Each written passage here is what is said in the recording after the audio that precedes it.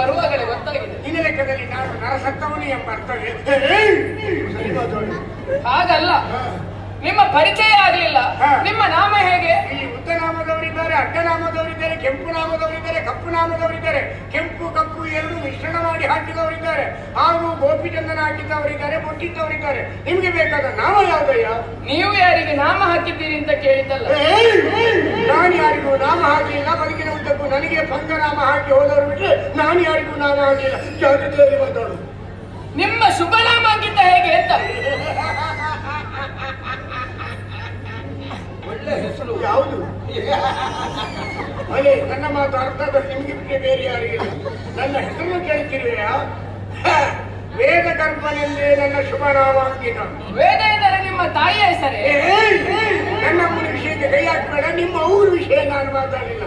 ವೇದ ಗರ್ಭ ಅಂತಂದ್ರೆ ಪಕ್ಕದ ಮನೆ ಹೆಂಗಸ ಹೆಸರು ವೇದ ಅಂತೇಳಿ. ಅವರಿಗೆ ಗರ್ಭ ವೇದನೆ ಪ್ರಾರಂಭ ಆಗುವಾಗ ಈಚೆ ಮನೆಯಲ್ಲಿ ನಾನು ಹುಟ್ಟಿದ್ದರಿಂದ ಗರ್ಭ ವೇದನೆಯಿಂದ ನನ್ನನ್ನು ಸಂಬೋಧಿಸಿದರು.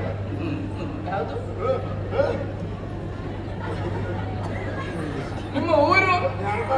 ವೇದ ಗರ್ಭ ಹೇಳಿದೊಂದು ಅಂತಲ್ಲ, ಆಚೆ ಸರಿಯಾದ ಊರು ಗೊತ್ತಾಗಲಿಲ್ಲ. ಯಾಗದ ಭೋಗದ ಅಕ್ಕರದ ಗೇಹಿದ ಗಟ್ಟಿಯ ಅಳಂಪಿಂಪು ಗರ್ಭ ಮಾಡಿದರೆ ಮಾಡಿದರೆ ಅಂತವರಾಗಿ ಪುಟ್ಟಲು ಬರೀ ತುಂಬಿಯಾಗಿ ಮೇಲೆ ಹೋಗಿಯಾಗಿ ಪುಟ್ಟಲು ಕೂರ್ಜರ ದೇಶದಲ್ಲಿ ಏನಂತ ಕವಿ ವಾಣಿಯನ್ನು ಕೇಳಿದ್ದೆ ಬಾಲಕ?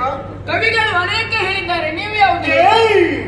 ಕವಿಗಳು ನನ್ನ ಬಗ್ಗೆ ಬರೆದನ್ನೇ ಬಾಯಿಪಾಠ ಮಾಡಿ ಹೇಳಿದು ಬಿಟ್ಟರೆ ಹೊರಗಿನ ವಿಷಯವನ್ನು ತರುವುದಿಲ್ಲ. ಕೂರ್ಜರ ದೇಶದ ದೊರೆ ನಾನು. ಶಿವನ 20ರಲ್ಲೇ ಹೀಗೆ, ಇನ್ನು 70ರಲ್ಲೇ ಹೇಗೋ.